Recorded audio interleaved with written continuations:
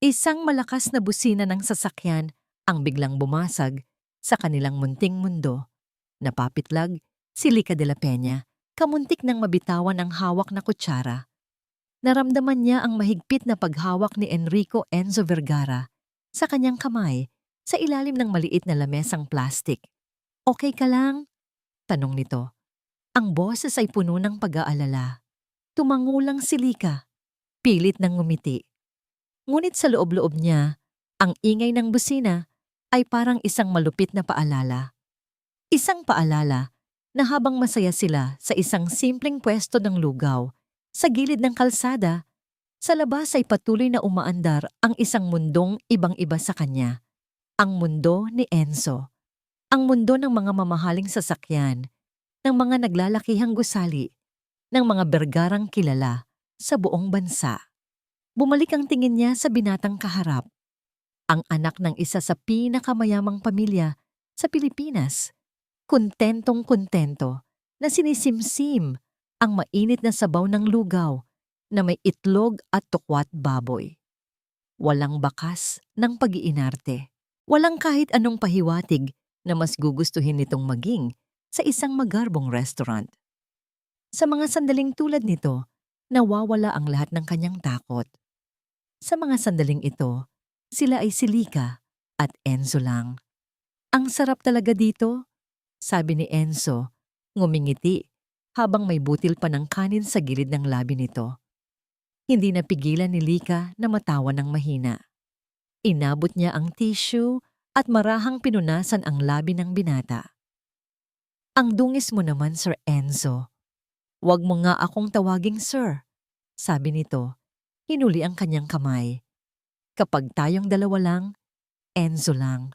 Ang init ng palad nito ay gumapang sa buong katawan niya. Kilig.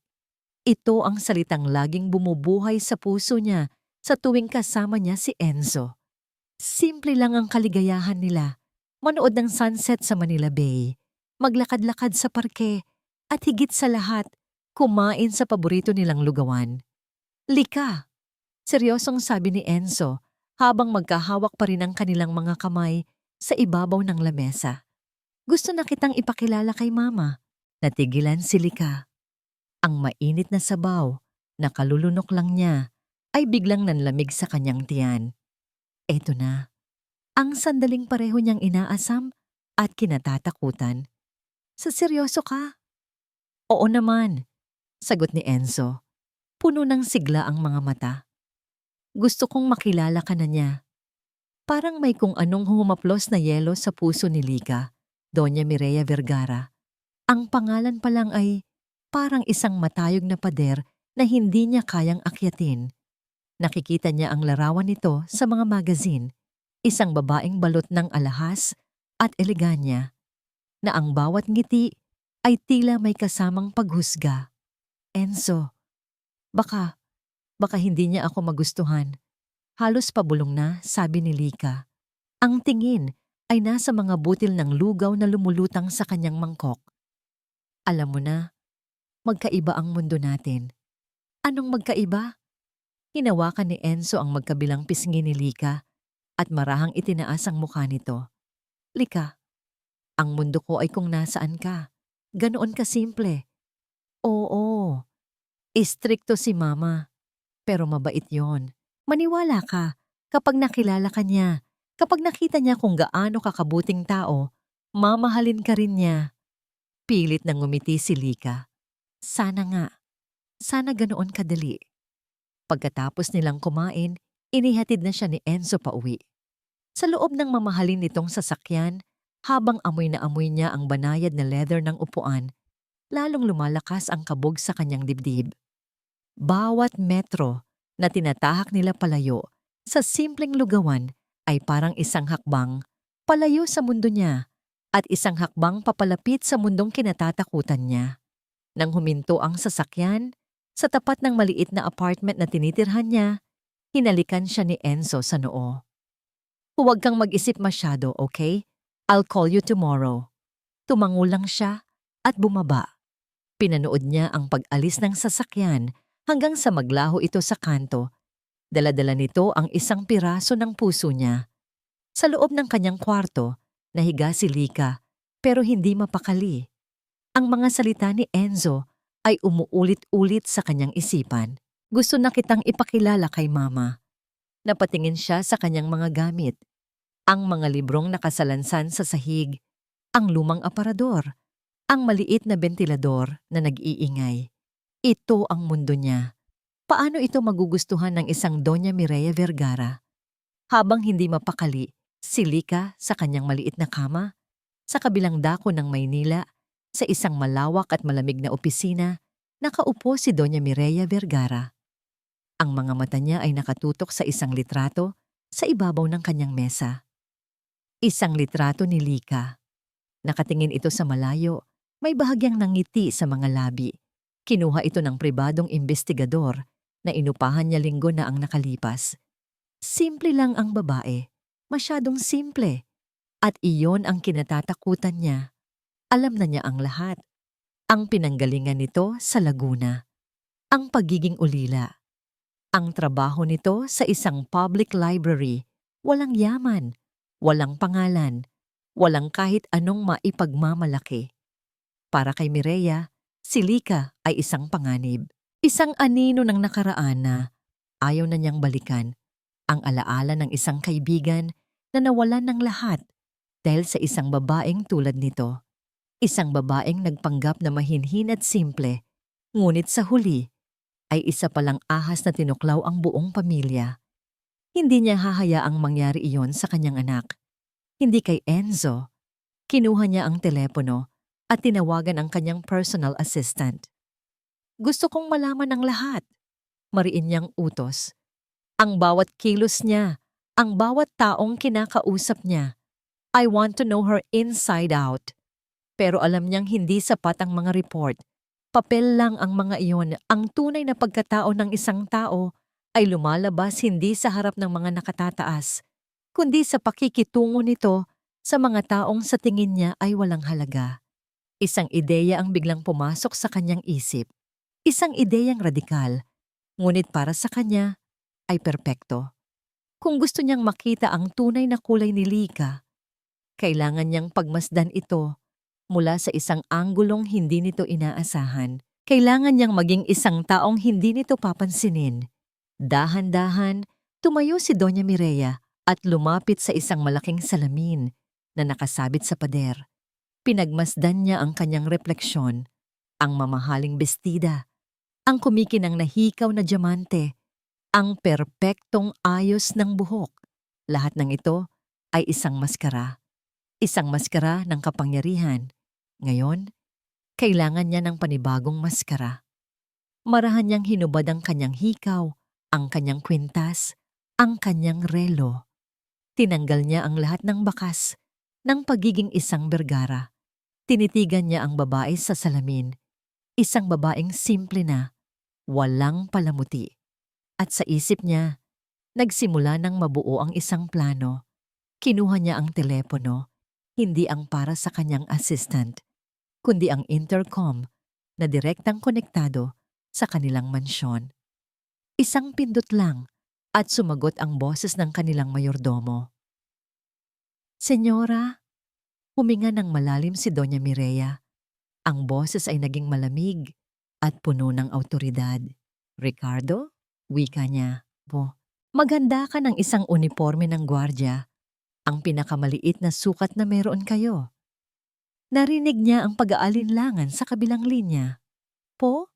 Para saan po, senyora? Hindi siya sumagot sa tanong nito. Sa halip nag-iwan siya ng isang utos na yumanig sa buong kabahayan. Simula bukas, ako ang bago ninyong empleyado. Mainit. Iyon ang unang salitang pumasok sa isip ni Doña Mireya Vergara habang nakatayo siya sa loob ng maliit na guardhouse. Ang magaspang na tela ng asul na uniforme ay kumakaskas sa kanyang balat na sanay sa seda at mamahaling sinulid. Ang pawis ay unti-unting namumuo sa kanyang likod. Isang pakiramdam na halos hindi na niya matandaan kung kailan huling naramdaman. Nakaramdam siya ng bahagyang pagkahilo, isang kurot ng pagdududa. Kaya ko ba to? Tanong niya sa sarili. Isang sulyap sa malawak na gate ng mansyon ng mga Vergara. Ang kanyang kaharian ang nagbigay sa kanya ng sagot. Oo, para kay Enzo, kakayanin niya ang lahat. Kahit ang magpanggap na si Mila, isang matandang byuda na nangangailangan ng trabaho. Pinagmasdan niya ang kanyang mga kamay. Walang makintab na mga singsing, walang mamahaling pulseras. Mayroon lamang mga kalyo at kunot na idinagdag ng makeup artist na binayaran niya ng malaki para maging kapani-paniwala ang kanyang itsura. Maging ang kanyang buhok ay tinakpan ng isang simpleng sombrero. Sa unang pagkakataon, sa loob ng maraming taon, siya ay naging isang taong hindi nakikita. Isang anino sa gilid ng karangyaan. Ilang oras siyang naghintay. Ang bawat sasakyang dumadaan ay pinapakaba siya. Hanggang sa isang pamilyar na itim na sedan ang huminto sa tapat ng gate. Ang sasakyan ni Enzo. Automatikong umayos ng tayo si Mireya. Ito na. Oras na para sa pagtatanghal. Bumukas ang pinto sa passenger side at bumaba ang isang babae. Si Lika. Sa personal, mas simple pa pala ito kaysa sa mga litrato. Nakasuot lang ito ng puting blouse at maong na pantalon. Ang buhok ay nakatali lang ng simple. Walang bakas ng kolorete sa mukha maliban sa manipis na lip balm. Habang naglalakad ito palapit sa gate, kasunod si Enzo. Pinagmasdan ni Mireya ang bawat galaw nito. Hinahanapan niya ito ng kahit maliit na pagkakamali. Isang kibit ng balikat na may pagmamataas, isang sulyap na may pagkahumaling sa karangyaan, o kahit anong pahiwatig ng pagkukunwari. Ngunit wala. Ang nakita niya ay isang babaeng bahagyang nag-aalangan, ngunit may maamong mukha-abo at simpleng pagdadala sa sarili. Nang makalapit sila, ngumiti si Lika sa kanya. Isang taos-pusong nangiti na hindi inabot ng mata. Magandang umaga po. Bati ni Lika. Yumuko pa ng bahagya. Bagong gwardya po kayo dito? Nagulat si Mireya. Inaasahan niyang didiretso lamang ito o kung kakausapin man siya ay may halong pagmamataas. Ngunit ang tono ni Lika ay magalang. Walang bahid ng pagmamaliit. Oo, pilit niyang sabi. Medyo nauutal. Ang kanyang boses, na sanay sa pag-uutos, ay pilit niyang nilalambing. Ako nga. Mila ang pangalan ko. Ako naman po si Lika. Sagot nito. Lumapit pa at inilahad ang kamay. Nag-aalangan si Mireya. Ang kanyang mga kamay ay sanay humawak ng mga mamahaling bagay, hindi makipagkamay sa mga manggagawa. Ngunit pinilit niya ang sarili. Hinawakan niya ang palad ni Lika. Malambot, malamig, walang singsing. Ito po si Mama Mila, Lika. Sabi ni Enzo, inakbayan si Lika. Siya ang bago naming gwardya. Kumusta po kayo, Ma'am Mila? Ulit ni Lika, hindi binibitawan ang kamay niya kaagad. Sana maging maayos ang trabaho niyo dito. Kagandahang asal lang yan. Bulong ng isang tinig sa isip ni Mireya. Tingnan natin kung hanggang saan ang pagpapanggap niya. Pumasok na sila sa mansyon. Pinagmasdan ni Mireya ang likod ni Lika. Naglakad ng may bahagyang pag-iingat sa mga marmol na sahig. Hindi ito tumingin sa bawat mamahaling dekorasyon. Ang mga mata nito ay nakatuon lamang sa daanan na parang ayaw nitong makasagi ng kahit ano. Ang ganda naman ng bulaklak na yan. Narinig ni Mireya na sabi ni Lika sa tapat ng isang naglalakihang florera ng sariwang bulaklak. Hindi kay Enzo sinabi, kundi sa hangin, na parang kinakausap lang ang sarili. Ang araw na iyon ay mahaba para kay Mireya. Mula sa kanyang pwesto sa guardhouse, pinagmamasdan niya ang lahat. Nakita niya kung paano inilibot ni Enzo si Lika sa hardin. Nakita rin niya kung paano kinakausap ni Lika ang mga hardinero at iba pang staff. May mga oras na nagtatawanan sila. Hindi ito nag-utos, hindi ito nagpahalata ng pagmamataas. Sa isang pagkakataon, nang palabas si Lika patungong kusina, sinadya ni Mireya na maglakad papalapit at kunwari ay nahulog ang kanyang tsismis ng mga susi. Agad na napansin ito ni Lika. Naku po, Ma'am Mila, sabi nito. Mabilis na lumapit at pinulot ang mga susi. Ayos lang po ba kayo? Inabot niya kay Mireya ang mga susi kasabay ng isang nakapapakalma ng ngiti. Ang kanyang pag-aalala ay tila totoo. Isang kurot na naman ng pagdududa ang naramdaman ni Mireya. Pero mabilis niya itong ipinagtabuyan. Madaling magpanggap, madaling maging mabait sa una. Hapon na, papauwi na si Lika. Muling lumabas si Enzo para ihatid ito. Nang makita siya ni Lika, ngumiti ulit ito. Ma'am Mila, magandang hapon po. Pauwi na po kami. Magandang hapon din, sagot ni Mireya, ang boses ay sadyang nilalambing. Nang makasakay na si Lika sa sasakyan at paalis na sana ang sasakyan, nakita ni Mireya ang pagkakataon. Kailangan niyang magtanong. Kailangan niyang maghahasik ng pagdududa. Hinarap niya si Lika. Ang kanyang mga mata ay matalim na nakatitig dito sa salamin ng bintana. Ang kanyang boses ay naging mas malalim, mas may bahid ng pagiging matanda. Ngunit may kapaitan. Miss Lika, sabi ni Mireya, ang kanyang mga mata ay nanatiling nakatingin sa mga mata ni Lika. Napatingin si Lika sa kanya. May pagtataka sa mga mata. Miss Lika, ulit ni Doña Mireya, puno ng pag-aalinlangan sa kanyang tono. Sa tingin mo ba, talaga bang nabibilang ka sa lugar na ito? Nagyelo ang nangiti ni Lika sa labi. Ang tanong ng matandang gwardya, si Ma'am Mila, ay tumagos sa kanyang puso. Sa tingin mo ba, talaga bang nabibilang ka sa lugar na ito? Ang mga salita ay tila isang sumpa, nagpapabalik sa lahat ng kanyang mga takot at pag-aalinlangan. Hindi siya nakasagot. Nakita niya ang isang bahagyang nangiti sa labi ng matanda bago ito tumalikod at bumalik sa guardhouse. Lika, okay ka lang? Tanong ni Enzo na nakaupo na sa driver's seat. Oo, pilit niyang sabi. Ngunit sa loob-loob niya, nagulo na ang lahat. Totoo naman ang sinabi ng matanda, hindi ba? Hindi nga siya nabibilang dito.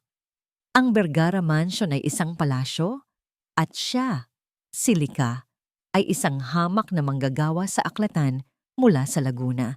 Kinabukasan, mas kinakabahan si Lika. Niyaya siya ni Enzo na mag-dinner sa mansyon. Ito ang kauna-unahang pagkakataong kakain siya doon. Lika, huwag kang mag-alala, sabi ni Enzo habang papasok sila sa napakalaking pintuan. Wala pa si Mama, nasa business trip pa. Makakapag-adjust ka muna. Bahagya siyang nakahinga ng maluwag. Hindi pa niya kailangang harapin si Doña Mireya, pero hindi pa rin niya maiwasang mamangha. Ang chandelier sa sala ay kumikinang na parang libu-libong diamante. Ang mga painting sa dingding ay mukhang sa museo lang makikita. Bawat kanto ng bahay ay nagsisigaw ng kayamanan at kapangyarihan. Ikinabit ni Enzo ang kanyang braso sa braso ni Lika. Hinigpitan ng hawak. Welcome home, Lika. Ngumiti si Lika. Ang presensya ni Enzo ang tanging nagpapakalma sa kanya. Nang gabing iyon, sa hapagkainan, lalong naramdaman ni Lika ang malaking agwat ng mundo nila.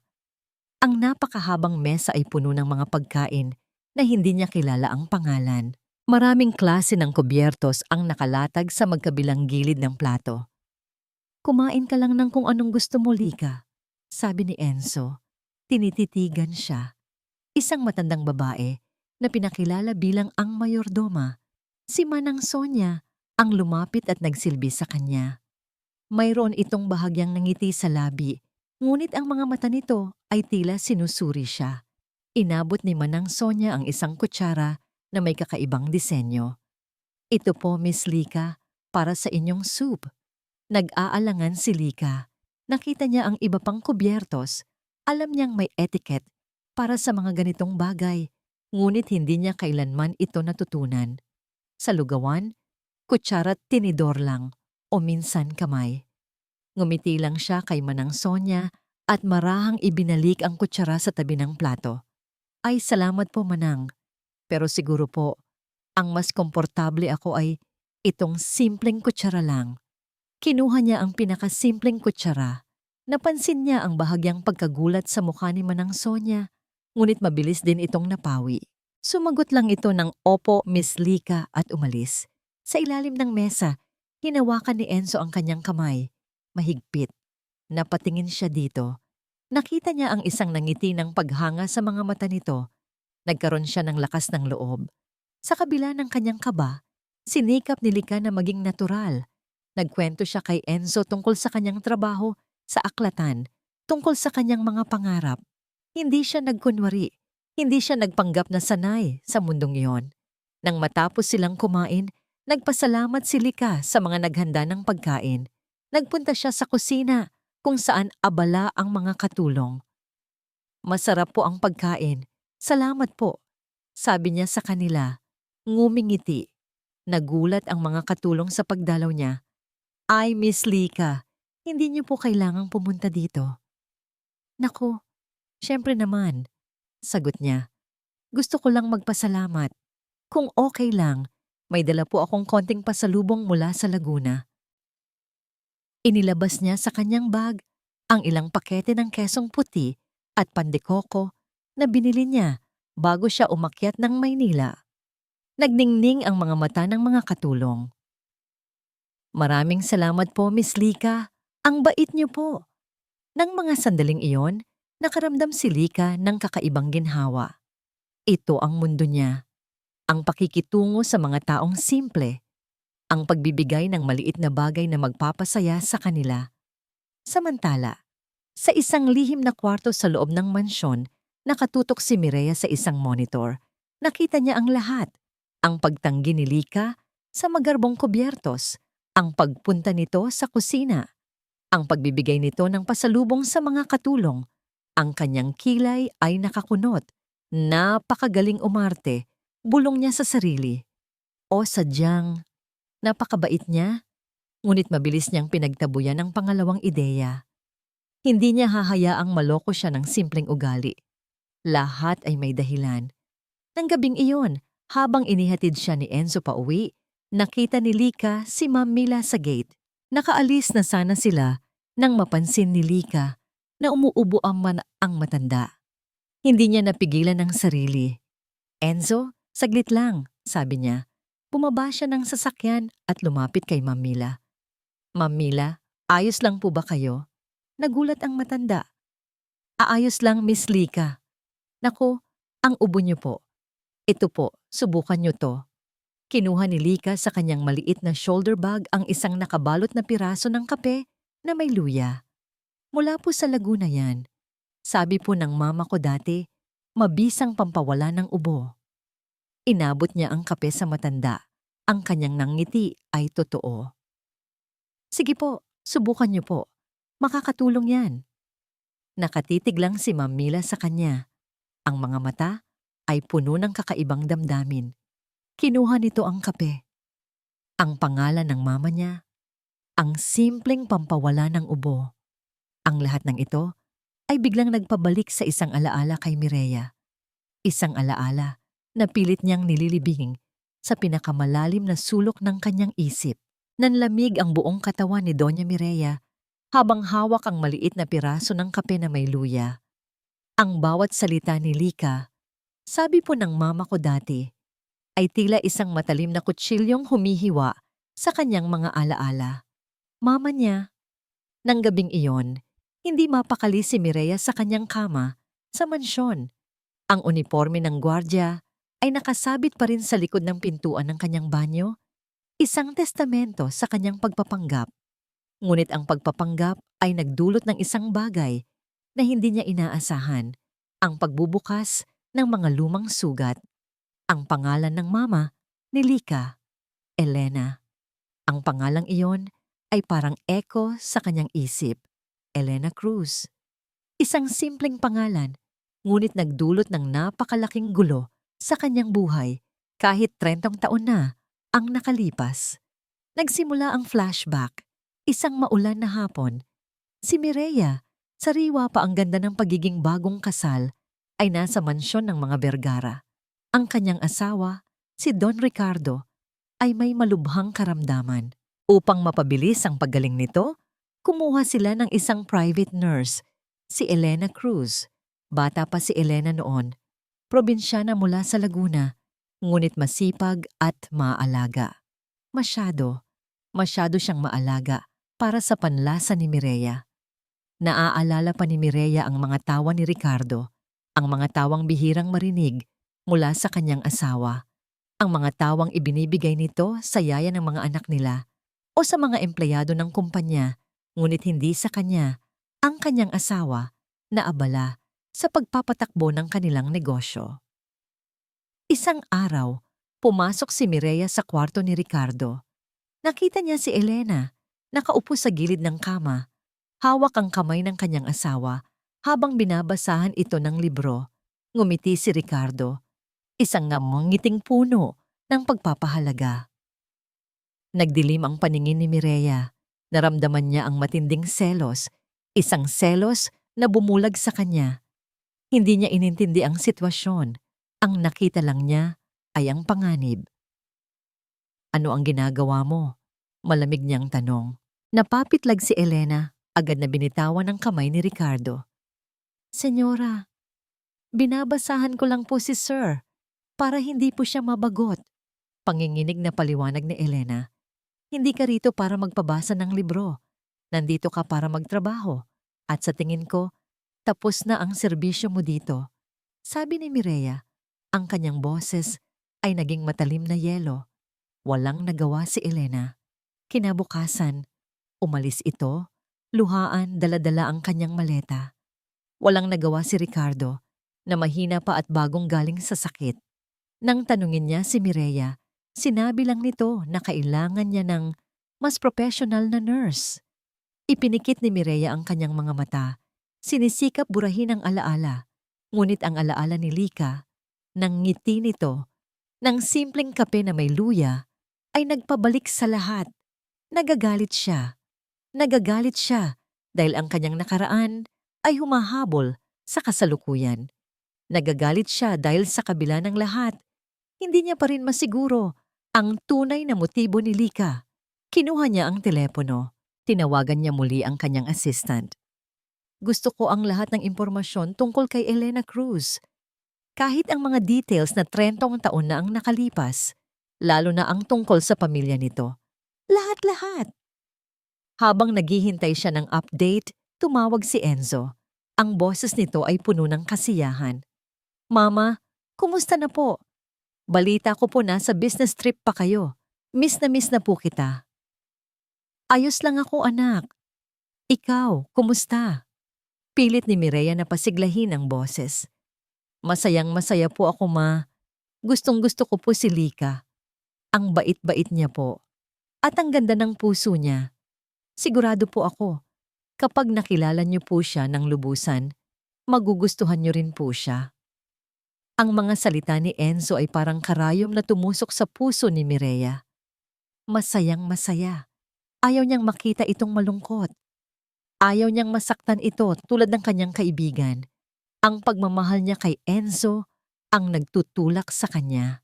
Ang pagmamahal niya na sa ngayon ay nababalutan ng takot at pagdududa.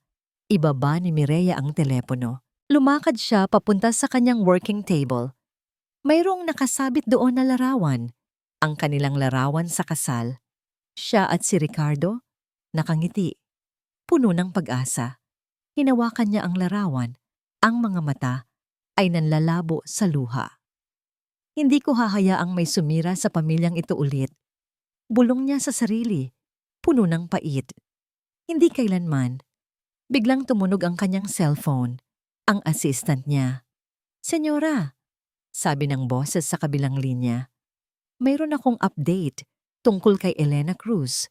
Ang pangalan ng kanyang anak ay Lika de la Peña at ayon sa mga records, siya ang nag-iisang anak. Namilog ang mga mata ni Mireya. Ang kanyang hininga ay biglang naging mabigat. Elena Cruz, anak na Lika de la Peña. Ang mundo ay tila umiikot sa paligid niya. Ang matagal na niyang kinatatakutan. Ang matagal na niyang nililibing na posibilidad. Sabihin mo, halos pabulong na utos niya. Sabihin mo sa akin, kailan ipinanganak si Lika? Ang hangin sa hardin ng mga Bergara ay sariwa. Ngunit pakiramdam ni Lika ay naninikip ang kanyang dibdib. Isang buwan na simula nang maging opisyal ang kanilang relasyon ni Enzo sa harap ng mga kaibigan nito. Ngayon, sa kauna-unahang pagkakataon, nagkaroon sila ng isang maliit na salo-salo sa hardin ng mansyon para ipagdiwang ang anibersaryo ng kanilang pagkikilala. Masaya siya. Nakita niya ang mga ngiti ni Enzo. Ang mga kaibigan nito ay tila tinatanggap na rin siya. Ngunit sa likod ng lahat ng iyon, naroon pa rin ang anino ng pag-aalinlangan. Hindi pa niya nakikilala si Doña Mireya. At ang matandang gwardya, si Ma'am Mila, ay tila wala sa kanyang pwesto sa gate nitong mga nakaraang araw. Lika, tara, sayaw tayo. Yaya ni Enzo. Inabot ang kanyang kamay. Ngumiti si Lika at hinayaan ang sariling gabayan nito sa gitna ng hardin. Ang mahinang musika ay pumailan lang sa hangin. Sa mga bisig ni Enzo, nakalimutan niya ang lahat ng kanyang takot. Ang bawat pag-ikot ay parang isang panaginip. Ang pagtingin sa mga bituin ay nagpagaan sa kanyang kalooban. Masaya ka ba? Bulong ni Enzo sa kanyang tenga. Sobra, sagot ni Lika, yumakap ng mas mahigpit. Ang sarap pala sa pakiramdam na tanggap ka ng mga taong mahal mo. Ngunit habang sinasabi niya iyon, naramdaman niya ang isang lamig na dumaan sa likod niya. Tila may nagbabago sa kapaligiran. Ang musika ay huminto. Ang mga bisita ay biglang nanahimik. Ang lahat ng tingin ay nakatuon sa isang direksyon. Dahan-dahan, humiwalay si Enzo sa kanya. Napansin niya ang pagbabago sa mukha nito. Mula sa kaligayahan ay naging kaba. Sumunod si Lika sa tingin ng lahat. Sa malawak na hagdanan ng mansyon, nakatayo ang isang babae. Balot ito ng itim na bestida. Ang bawat galaw ay punong-puno ng awtoridad. Kumikinang ang mga diamante sa leeg at kamay nito. Ang buhok ay perpektong nakasalansan at ang mukha nito ay matigas, walang emosyon. Subalit ang kanyang mga mata ay pamilyar. Si Mireya, Doña Mireya Vergara, pero siya si Ma'am Mila. Napakagat ng labi, si Lika. Parang may pumilipit sa kanyang bituka. Hindi ito ang matandang gwardya na pinagbibigyan niya ng kape. Hindi ito ang Ma'am Mila na sinabihan niya ng sabi po ng mama ko dati. Naglakad pababa si Doña Mireya. Ang bawat hakbang ay parang patak ng yelo sa sahig ng hardin.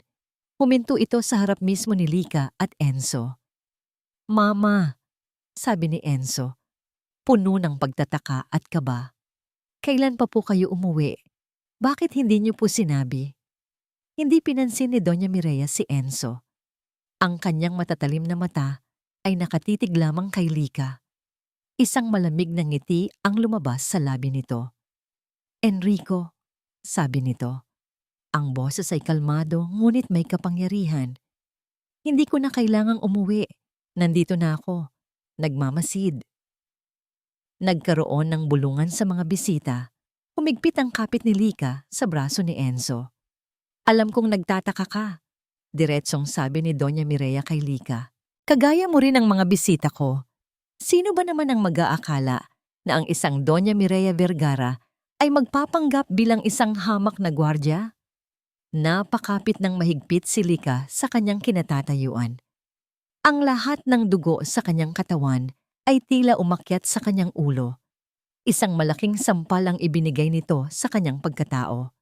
Mama, anong ibig mong sabihin? Tanong ni Enzo, halatang naguguluhan. Ang ibig kong sabihin, anak, sagot ni Mireya, hindi inaalis ang tingin kay Lika. Ay hindi ako naniwala sa mga report. Hindi ako naniwala sa mga sinasabi mong kabaitan. Kaya ako mismo ang nagmasid. Ako mismo ang nagtest. At ngayon, nakita ko na ang lahat. Bumalik ang kanyang mga mata kay Lika, puno ng paghuhusga. Mula sa simula, alam ko na ang intensyon mo. Mariing sabi ni Doña Mireya, hindi ka lang pumunta dito para sa pera ni Enzo. Humakbang si Mireya papalapit kay Lika, ang kanyang boses ay naging mas mababa, mas puno ng lason. Ang bawat salita ay parang isang patak ng asido. Pumunta ka dito, hindi lang para magpanggap na mahinhin at simple, sabi nito, kundi para kunin ang sa tingin mo ay nararapat sa'yo. ang sa tingin mo ay mana mo. Nanlaki ang mga mata ni Lika. Hindi niya maintindihan ang sinasabi nito. Mana? Anong mana?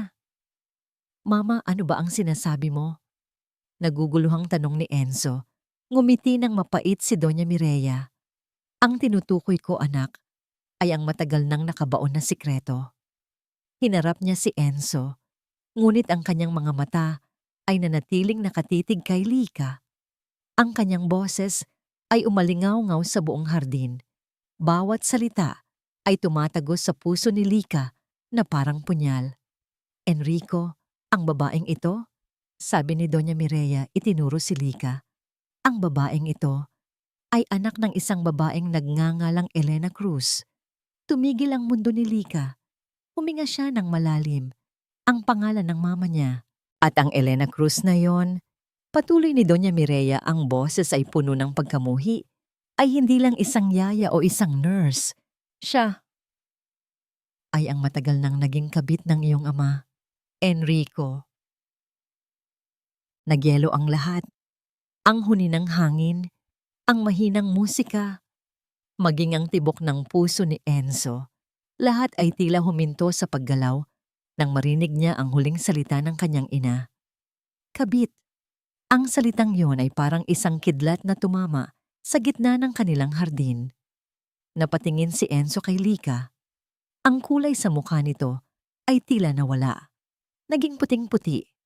Ang kanyang mga mata, na kanina ay puno ng pagmamahal, ay ngayon ay puno ng matinding sakit at gulat. Mama, ano ba ang sinasabi mo? Tanong ni Enzo. Ang boses ay halos hindi na lumalabas. Pakiusap, itigil mo na to. Ngunit hindi siya pinansin ni Doña Mireya.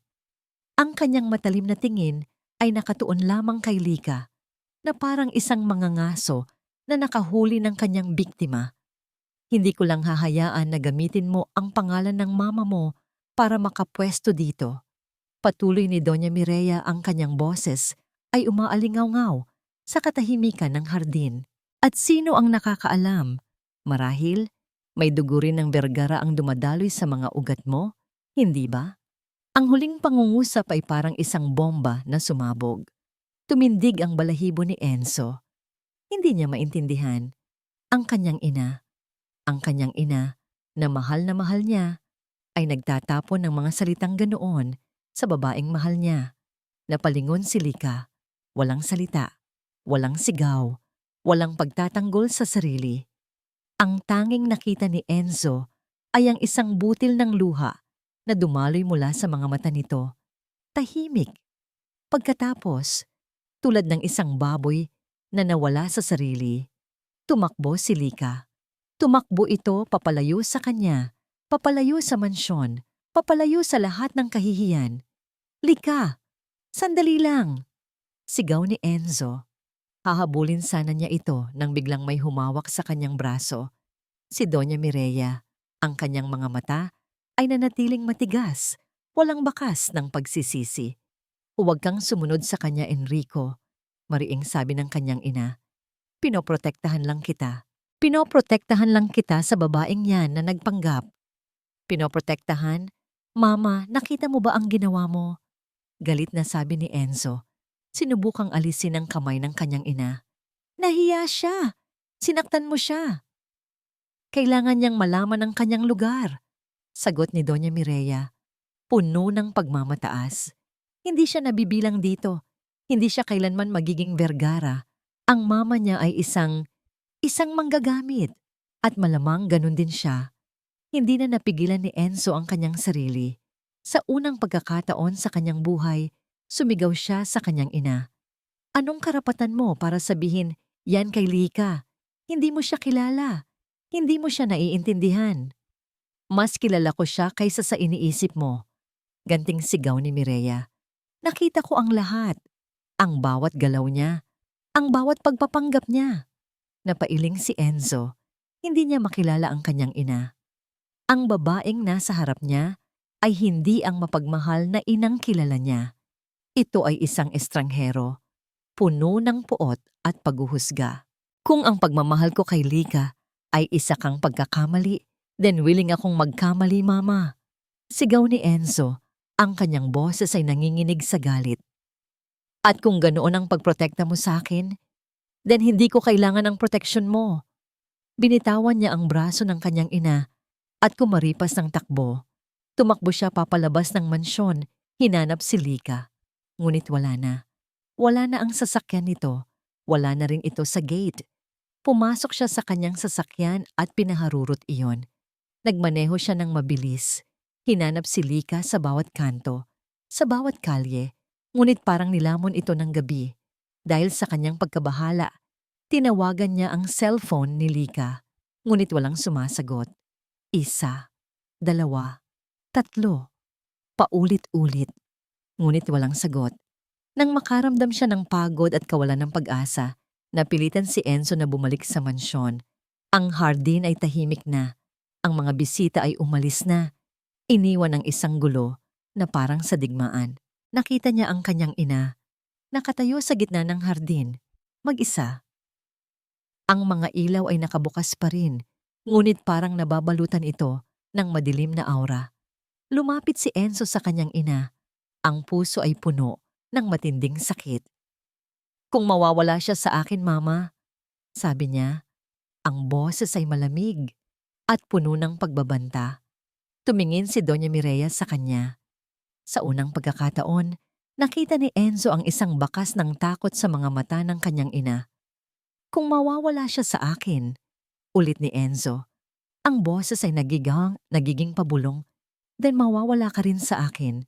Hindi lang bilang isang ina, kundi bilang isang tao. Ang malakas na amoy ng alikabok at lumang kahoy ang bumungad kay Lika pagpasok niya sa maliit na bahay sa Laguna.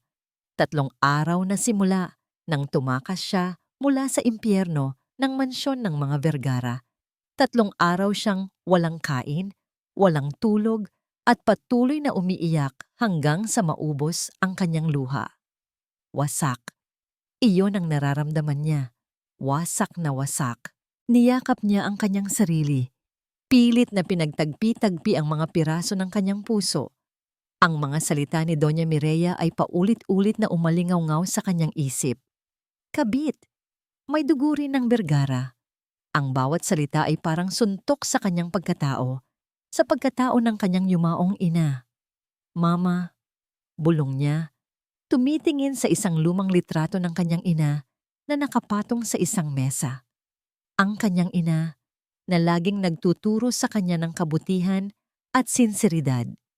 Ang kanyang ina na namatay ng maaga at iniwan siya.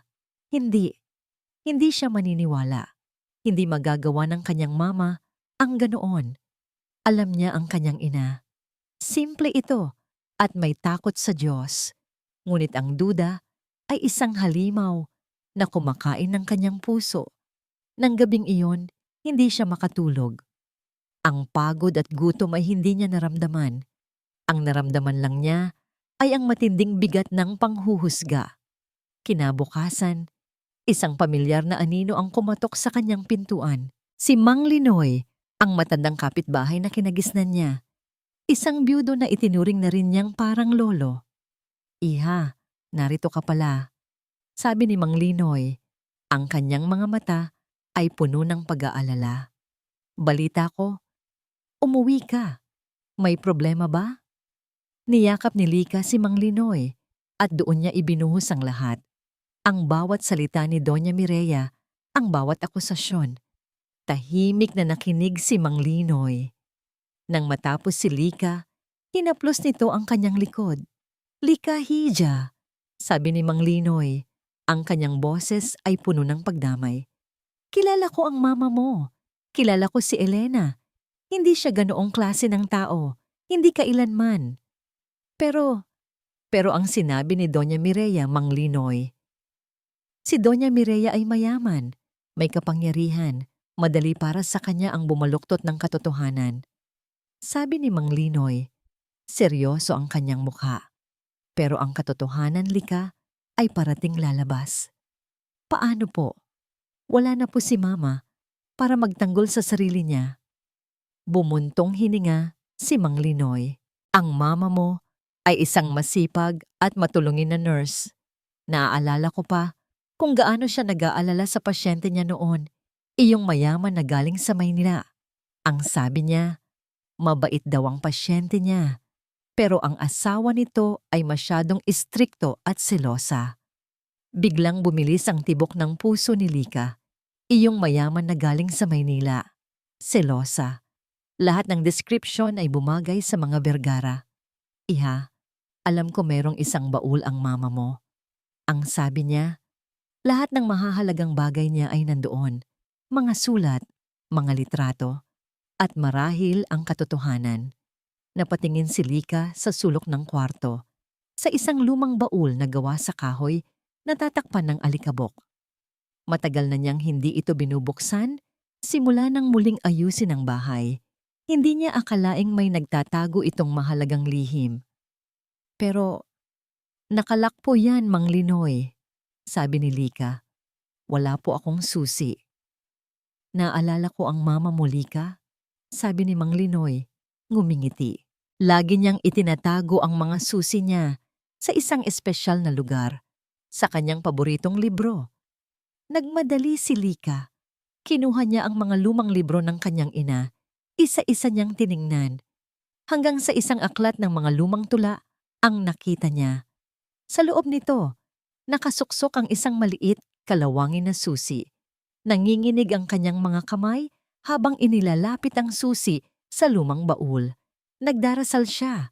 Nagdarasal siya na sana ang baul na yon ay magtatago ng katotohanan na magpapalaya sa kanya at sa alaala ng kanyang ina. Nang marinig niya ang klik ng kandado, napapitlag si Lika. Dahan-dahan niyang binuksan ang takip ng baul. Ang amoy ng nakaraang 30 taon ay bumalik sa kanya. Nakita niya ang mga lumang litrato, mga sulat na may kulay sepia, at sa ibabaw ng lahat, mayroong isang maliit na sobre na tatatakan ng isang pamilyar na logo. Ang logo ng Vergara Group of Companies. Ang malakas na amoy ng alikabok at lumang kahoy ang bumungad kay Lika pagpasok niya sa maliit na bahay sa Laguna. 3 araw na simula nang tumakas siya mula sa impyerno ng mansyon ng mga Vergara. 3 araw siyang walang kain, walang tulog, at patuloy na umiiyak hanggang sa maubos ang kanyang luha. Wasak.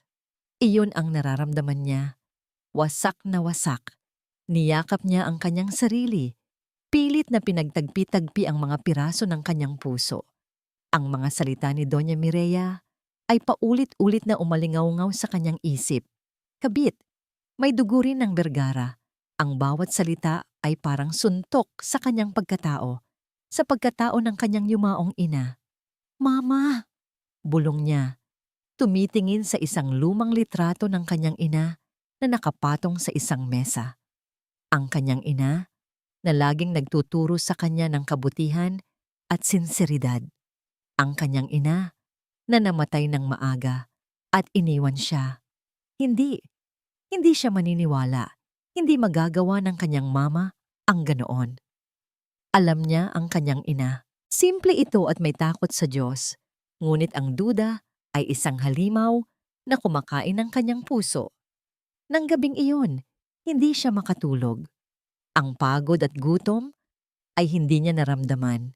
Ang naramdaman lang niya ay ang matinding bigat ng panghuhusga. Kinabukasan, isang pamilyar na anino ang kumatok sa kanyang pintuan. Si Mang Linoy, ang matandang kapitbahay na kinagisnan niya. Isang byudo na itinuring na rin niyang parang lolo. Iha, narito ka pala, sabi ni Mang Linoy. Ang kanyang mga mata ay puno ng pag-aalala. Balita ko, umuwi ka. May problema ba? Niyakap ni Lika si Mang Linoy at doon niya ibinuhos ang lahat. Ang bawat salita ni Doña Mireya, ang bawat akusasyon. Tahimik na nakinig si Mang Linoy. Nang matapos si Lika, hinaplos nito ang kanyang likod. Lika Hija, sabi ni Mang Linoy. Ang kanyang boses ay puno ng pagdamay. Kilala ko ang mama mo. Kilala ko si Elena.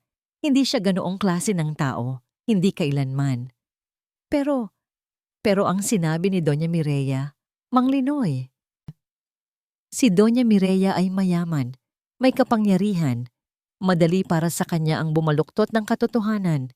Sabi ni Mang Linoy, seryoso ang kanyang muka, pero ang katotohanan, Lika, ay parating lalabas. Paano po? Wala na po si Mama para magtanggol sa sarili niya.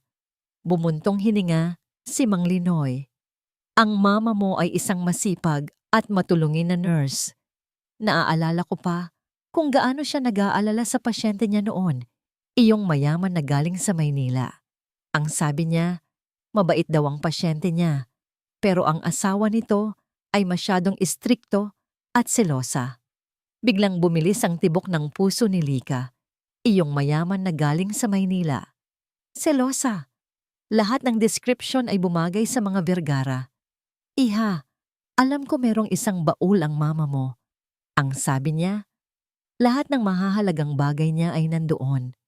Mga sulat, mga litrato, at marahil ang katotohanan. Napatingin si Lika sa sulok ng kwarto sa isang lumang baul na gawa sa kahoy na tatakpan ng alikabok.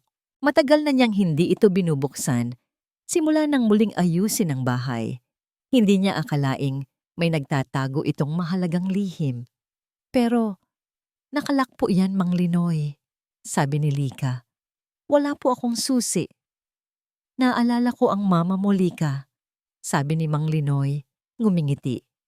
Lagi niyang itinatago ang mga susi niya sa isang espesyal na lugar, sa kanyang paboritong libro. Nagmadali si Lika. Kinuha niya ang mga lumang libro ng kanyang ina, isa-isa niyang tiningnan, hanggang sa isang aklat ng mga lumang tula ang nakita niya.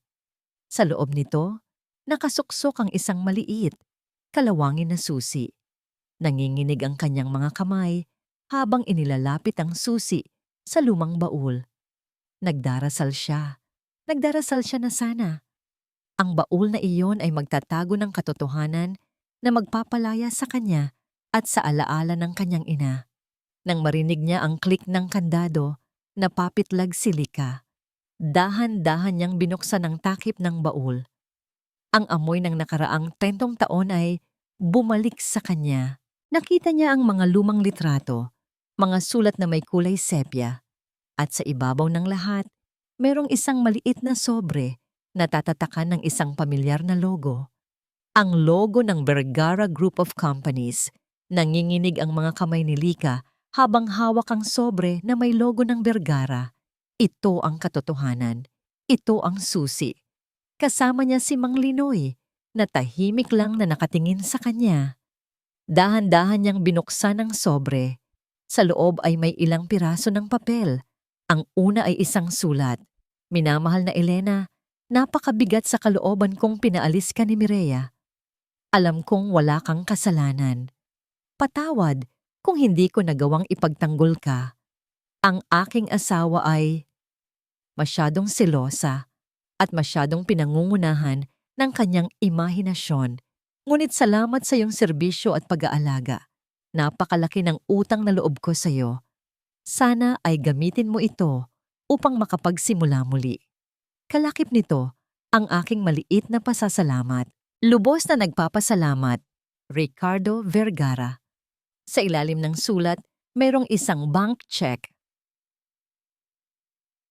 Malaki ang halaga, ngunit ang mahalaga, hindi ito ni kailanman inilabas sa account.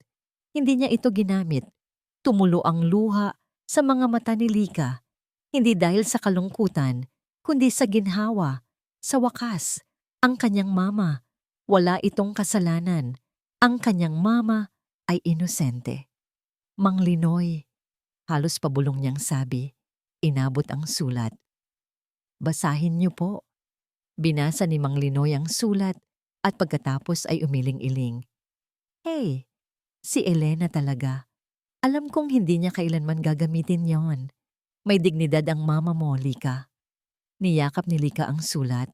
Ang kanyang puso ay napuno ng matinding pagmamahal at paggalang sa kanyang ina. Nakita niya ang isang bahagyang ngiti sa litrato ng kanyang ina. Ngayon, alam na niya kung ano ang kailangan niyang gawin. Hindi na siya tatakbo. Hindi na siya magtatago.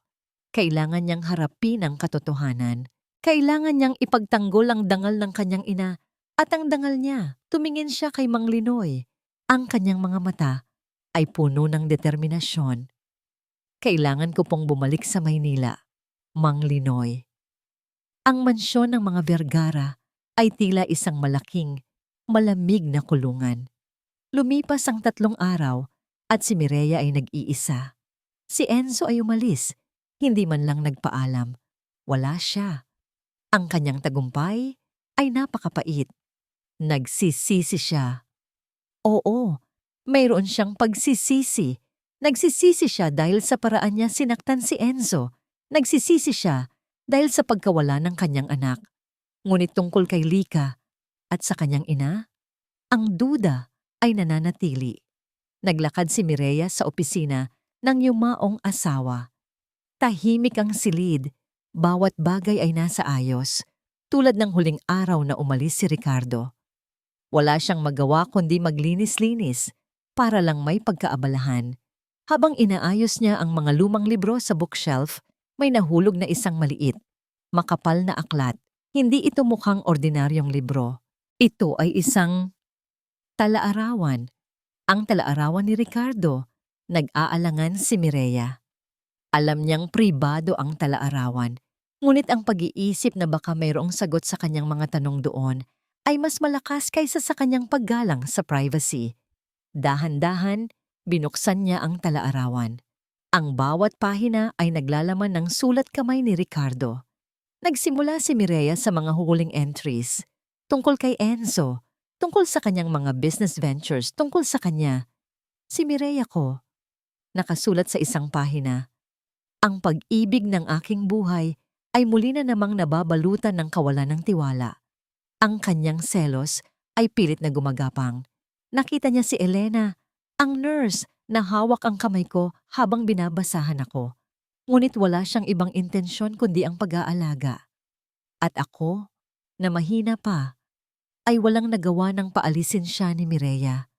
Ang puso ko ay masakit para kay Elena. Masakit din para kay Mireya na hindi nakikita ang halaga ng kanyang pagmamahal sa akin. Ang pagmamahal ko sa kanya ay tapat. Sana isang araw makita niya ang lahat ng ito. Nahulog ang talaarawan mula sa mga kamay ni Mireya. Tumunog ito sa marmol na sahig. Nagkalat ang mga pahina. Nagsisikip ang kanyang dibdib. Ang kanyang hininga ay naging mabigat. Elena Cruz. Inosente. Inosente ang babae.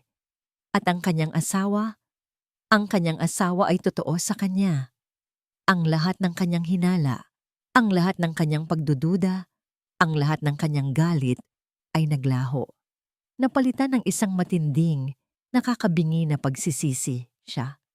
Siya ang nagkamali. Siya ang bumulag sa katotohanan. Ang kanyang selos ay nagdulot ng matinding sakit sa isang inosenteng tao. At ngayon ay sinisira niya ang kaligayahan ng kanyang anak dahil sa matagal na niyang pinanghawakang kasinungalingan. Umupo si Mireya sa sahig. Ang mga kamay ay nakatakip sa kanyang mukha. Naramdaman niya ang init ng luha na dumadaloy sa kanyang mga daliri. Mga luha ng pagsisisi, mga luha ng sakit. Ako ang nagkamali. Pabulong niyang sabi. Ang boses ay puno ng matinding sakit. Ricardo, Lika, Elena, patawad.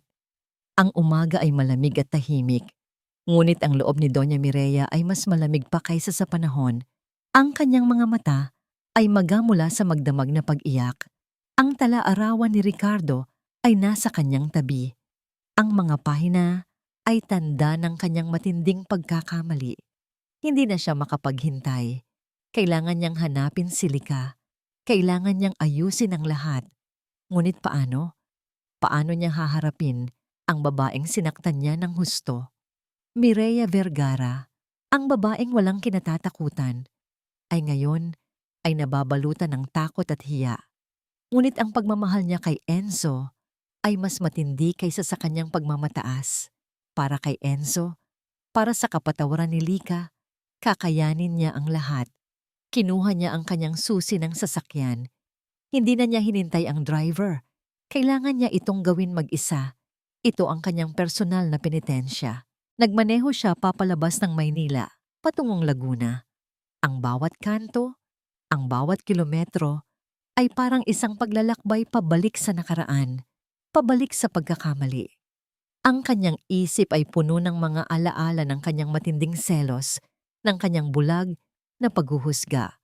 Nang makarating siya sa Laguna, ginamit niya ang address na nakuha niya mula sa file ni Lika. Isang maliit, simpleng bahay, halos kapareho ng bahay ni Elena noon. Pinark niya ang kanyang mamahaling sasakyan sa gilid ng kalsada. Hindi niya kailanman inakalang darating siya sa isang lugar na ganito. Bumaba siya. Ang kanyang mga kamay ay nanginginig. Ang kanyang puso ay kumakabog ng malakas. Nakita niya si Lika, papalabas ng bahay. May maliit na bag sa balikat, mukhang handa nang umalis. Mayroon itong kasamang matandang lalaki. Lika? Sigaw ni Mireya, ang kanyang boses ay naging paos. Napalingon si Lika. Ang mga mata nito ay nanlaki nang makita siya. Nagulat din ang matandang lalaki. Naglakad si Mireya papalapit. Ang bawat hakbang ay napakabigat. Nanginginig ang kanyang mga tuhod. Ngunit pilit niyang nilalabanan ang pagnanais na tumakbo. Nang makalapit siya, nakita niya ang matinding pagkabigla sa mukha ni Lika at isang bakas ng galit. Sino ba naman ang hindi magagalit? Lika, sabi ni Mireya, ang kanyang boses ay nanginginig. Kailangan nating mag-usap. Nag-aalangan si Lika. Wala na po tayong pag-uusapan, Doña Mireya. Mayroon. Madiin na sabi ni Mireya. Ang kanyang mga mata ay nanlalabo na sa luha. Marami tayong pag-uusapan. Hindi na siya nag-atubili. Sa harap ni Lika, sa harap ng matandang lalaki, si Doña Mireya Vergara, ang babaeng puno ng pagmamataas, ay dahan-dahang lumuhod. Napahawak si Lika sa kanyang bibig. Nagulat. Nagulat din si Mang Linoy. Patawarin mo ako, Lika, sabi ni Mireya. Ang kanyang boses ay puno ng matinding pagsisisi. Patawarin mo ako sa lahat ng sinabi ko, sa lahat ng ginawa ko. Inilabas niya ang talaarawan ni Ricardo. Basahin mo ito. Ang lahat ng aking kasinungalingan, ang lahat ng aking pagdududa, ay naging abo nang mabasa ko ito. Tumingin si Lika sa talaarawan. Pagkatapos ay sa umiiyak na babae sa kanyang harapan. Ang dating matigas na mukha ni Doña Mireya ay ngayon ay basang-basa ng luha, puno ng sakit. Ang mama mo, Elena, inosente siya, walang kasalanan, sabi ni Mireya, halos hindi na makahinga sa pag-iyak. Ako ang nabulag ng selos, ang takot. Takot na mawala si Ricardo. Takot na mawala si Enzo. Hindi na napigilan ni Mireya ang kanyang sarili. Ibinuhos niya ang lahat. Ang kanyang mga insecurity, ang kanyang mga pagkakamali, ang kanyang mga takot. Ang takot na maiwan. Ang takot na hindi siya sapat.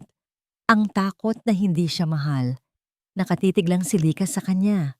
Ang galit sa kanyang puso ay dahan-dahang lumambot, napalitan ng isang kakaibang pakiramdam. Awa. Para sa isang babaeng sa kabila ng lahat ng kanyang yaman, ay malalim din ang sugat. Hayaan mo akong magpaliwanag, Lika. Ang lahat ng aking pagsubok, ang aking pagpapanggap, hindi dahil sa galit ako sa'yo, kundi dahil sa takot. Takot na mawala ang nag-iisa kong anak. Ang takot na maulit ang nakaraan. Patawad, Lika. Patawad, nang biglang may humintong sasakyan. Isang pamilyar na kotse. Bumaba si Enzo. Ang kanyang mukha ay puno ng pagkabahala. Naghahanap siya. Naghahanap siya kay Lika. Ngunit nang makita niya ang eksena sa kanyang harapan, ang kanyang ina, nakaluhod sa harap ni Lika, umiiyak at humihingi ng tawad, napatigil siya. Nadyelo ang lahat para kay Enzo. Ang kanyang mama, si Doña Mireya Vergara, ang babaeng laging matigas at puno ng dignidad, ay nakaluhod sa harapan ni Lika. Umiiyak ito. humihingi ng tawad. Ang kanyang puso ay sumakit. Hindi niya kailanman nakita ang kanyang ina na ganoon. Ang lahat ng galit na naramdaman niya para sa kanyang ina ay unti-unting napalitan ng isang kakaibang pakiramdam, awa at pag-unawa. Mabilis siyang lumapit. "Mama," sabi niya, pinilit itong patayuin. Ngunit hindi tumayo si Mireya. Patuloy itong umiiyak. Hawak ang kamay ni Lika. "Anak, patawarin mo ako. Lika, patawad." Tumingin si Enzo kay Lika. Ang mga mata ni Lika ay puno rin ng luha. Ngunit mayroon ding bahid ng pag-unawa at kalungkutan. Hinawakan ni Lika ang kamay ni Mireya. "Tumayo na po kayo, Doña Mireya." Dahan-dahang tumayo si Mireya. Tinulungan ni Enzo. Ang mukha nito ay basa pa rin ng luha. "Anong nangyari dito?" tanong ni Enzo, naguguluhan. Kinuha ni Lika ang sulat mula sa sobre na hawak niya kanina at inabot kay Enzo. "Basahin mo, Enzo." Nag-aalangan si Enzo, ngunit kinuha niya ang sulat. Binasa niya ang bawat salita. Ang pag-amin ng kanyang ama, si Ricardo, tungkol sa kanyang pagmamahal kay Mireya at ang kanyang panghihinayang sa pagpapaalis kay Elena. Ang malaking tseke na hindi ginamit ni Elena. Nang matapos si Enzo, napatingin siya sa kanyang ina. Nakita niya ang isang matinding pagsisisi sa mga mata nito. "Mama," pabulong niyang sabi. Lumapit si Mireya kay Enzo.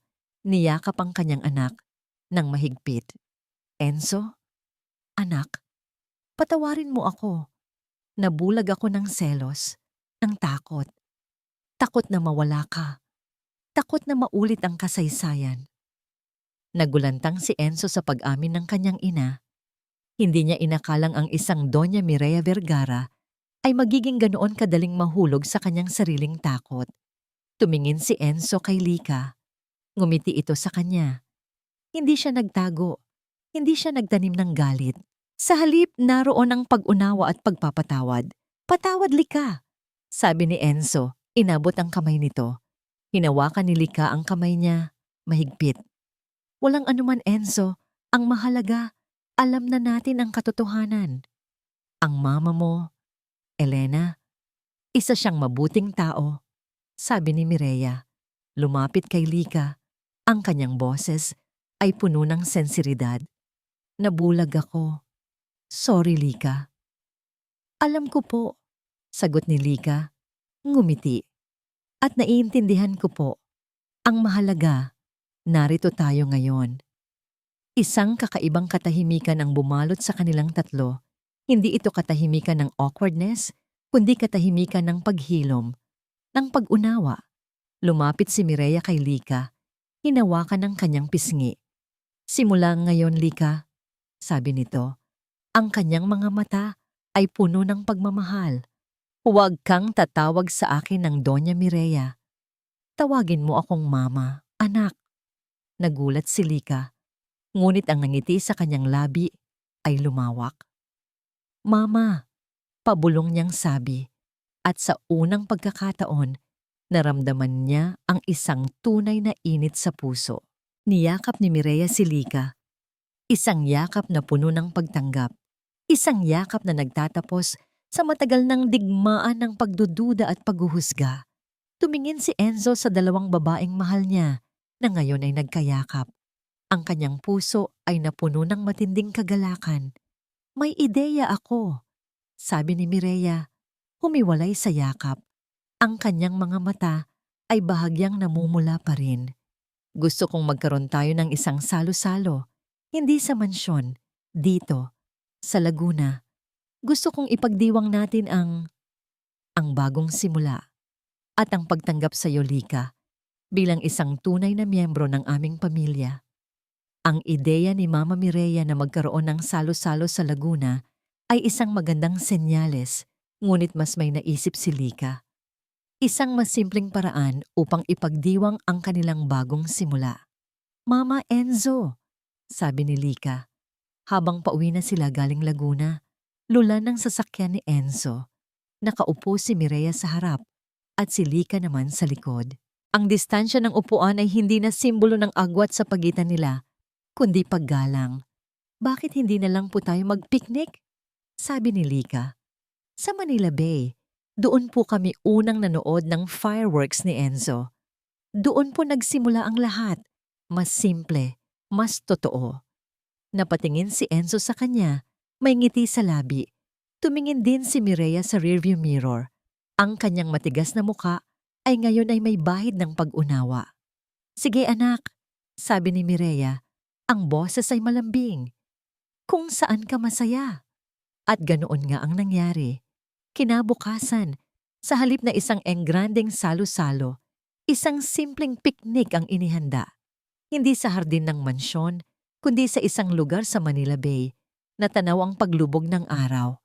Si Mama Mireya na laging nakasuot ng mamahaling damit ay nakasuot lamang ng isang simpleng summer dress. Si Enzo naman ay nakasuot ng t-shirt at shorts. Si Lika, sa kanyang paboritong puting blouse at maong. Walang dekorasyon, walang bisita. Tatlo lang sila. Mama, ito po ang paborito kong adobo. Sabi ni Lika, inilabas ang isang Tupperware. Lutong bahay po. Ngumiti si Mireya, kumuha ng isang piraso. Masarap anak, napakasarap. Ang kanyang mga mata ay tila naglalaman ng matagal ng nawawalang init. Nagkuwento si Mireya tungkol kay Enzo noong bata pa ito. Ang mga kalokohan nito, ang mga pangarap nito. Ang bawat kwento ay nagdudulot ng tawa at ng ginhawa. Si Lika, na minsan ay kinatatakutan si Mireya, ay ngayon ay nakikita ito bilang isang ina. Isang ina ng may mga pagkakamali, ngunit nagmamahal. Habang nagkukwentuhan sila, dahan-dahang lumubog ang araw. Ang kalangitan ay nagbago ng kulay. Mula sa asul ay naging orange, pink at purple. Isang napakagandang tanawin. Naramdaman ni Lika ang paghawak ni Enzo sa kanyang kamay. Napatingin siya dito. Ang mga mata ni Enzo ay puno ng pagmamahal. Lika, sabi ni Enzo. Dahan-dahang lumuhod sa harap niya, sa buhangin. Napahawak si Lika sa kanyang bibig. Nanlaki ang kanyang mga mata. Maging si Mireya ay napahinto sa pagkain, nanonood. Lika de la Peña, sabi ni Enzo. Kinuha sa bulsa ang isang maliit na kahon. Binuksan niya ito at sa loob ay isang simpleng singsing na may maliit na diamante. Mula noong una kitang makita, alam kong ikaw na. Hindi man madali ang pinagdaanan natin, pero ngayon, kasama na natin si Mama na alam na ang lahat ng totoo. Ikaw ang nagturo sa akin ng totoong halaga ng buhay. Ikaw ang nagbigay kulay sa mundo ko. Tumulo ang luha sa mga mata ni Lika. Ngunit ito ay luha ng kaligayahan. Will you marry me, Lika? Tanong ni Enzo. Ang kanyang mga mata ay puno ng pag-asa. Hindi nagsalita si Lika. Tumango lang siya ng paulit-ulit. Oo, Enzo. Oo. Niyakap siya ni Enzo ng mahigpit at hinalikan sa labi. Sa likod nila, naririnig nila ang mahinang palakpak ni Mama Mireya. Nang maghiwalay sila, tumayo si Enzo at isinuot ang singsing sa daliri ni Lika. Perpekto. Anak, halika. Sabi ni Mireya at nang lumapit si Lika, niyakap siya nito ng mahigpit. Maligayang bati, mga anak ko. Wala na akong hihilingin pa, kundi ang inyong kaligayahan. Habang papalubog ang araw, nakaupo si Enzo at Lika, magkahawak kamay. Si Mireya ay nakaupo sa tabi nila, nakangiti. Ang pamilyang ito, na minsan ay puno ng pagdududa at sakit, ay ngayon ay puno ng pag-asa at pagmamahalan. Bumulong si Enzo kay Lika, habang ang huling sinag ng araw ay nawawala sa likod ng Manila Bay. Lika, sabi niya, hinding-hindi na magkakaroon ng sikreto sa pagitan natin. Ang pamilyang bubuuin natin ay nakabatay sa katotohanan, paggalang at pag-ibig. Lumipas ang ilang buwan at ang dating gulo at pait ay napalitan ng kapayapaan at kagalakan. Isang maliit, Ngunit makabuluhang seremonya ng kasal ang naganap sa isang simbahan sa Manila, kung saan ang mga ilaw ay sadyang pinatingkad ng ngiti ni Lika at Enzo. Hindi kailangan ng engrandeng pagdiriwang para sa isang pagmamahalan na nasubok ng panahon at katotohanan. Si Lika, na minsan ay puno ng pag-aalinlangan sa kanyang sarili, ay ngayon ay nakatayo ng matatag at puno ng dignidad. Ang puting bestida na suot niya ay hindi simbolo ng karangyaan, kundi ng purong puso at malinis na hangarin. Si Enzo, sa kanyang pagiging matatag at may paninindigan, ay napatunayan na ang pag-ibig ay higit pa sa yaman o katayuan. At si Doña Mireya, ang dating tigasin at may mataas na pagtingin sa sarili, ay natagpuan ang tunay na kapayapaan sa pagtanggap at pagpapatawad. Ang mga mata nito ay puno ng pagmamahal habang tinitingnan ang kanyang anak at ang bagong miyembro ng kanilang pamilya. Sa reception, nagaganapin din sa isang simpleng lugar na tanawang Manila Bay. Isang espesyal na sandali ang naganap. Lumapit si Doña Mireya kay Lika, hawak ang isang maliit na kahon na gawa sa jade. "Anak," sabi ni Mireya, ang kanyang boses ay malambing. "Ito ay isang pamanang alahas ng mga Vergara. Ibinibigay ko ito sa iyo, hindi dahil sa halaga nito, kundi bilang simbolo ng pagtanggap ko sa iyo, hindi lang bilang manugang, kundi bilang isang tunay na anak." Niyakap ni Lika si Mireya ng mahigpit.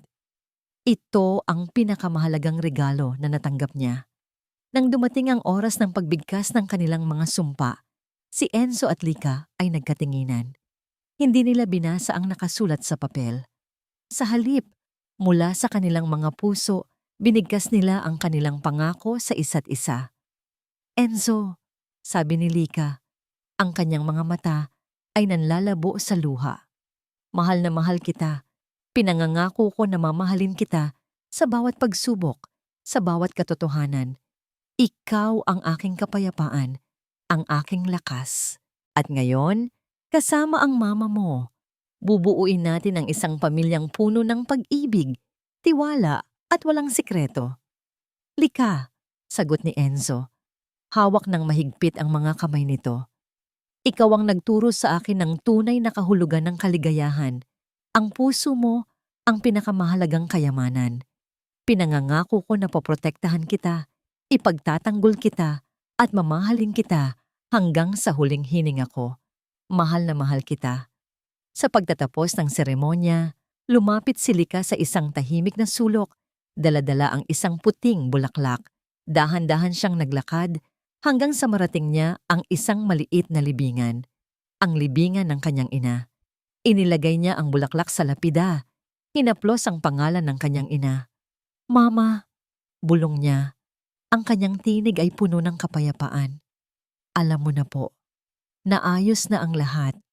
Napatunayan na po ang iyong dangal. At ako po ay masaya na.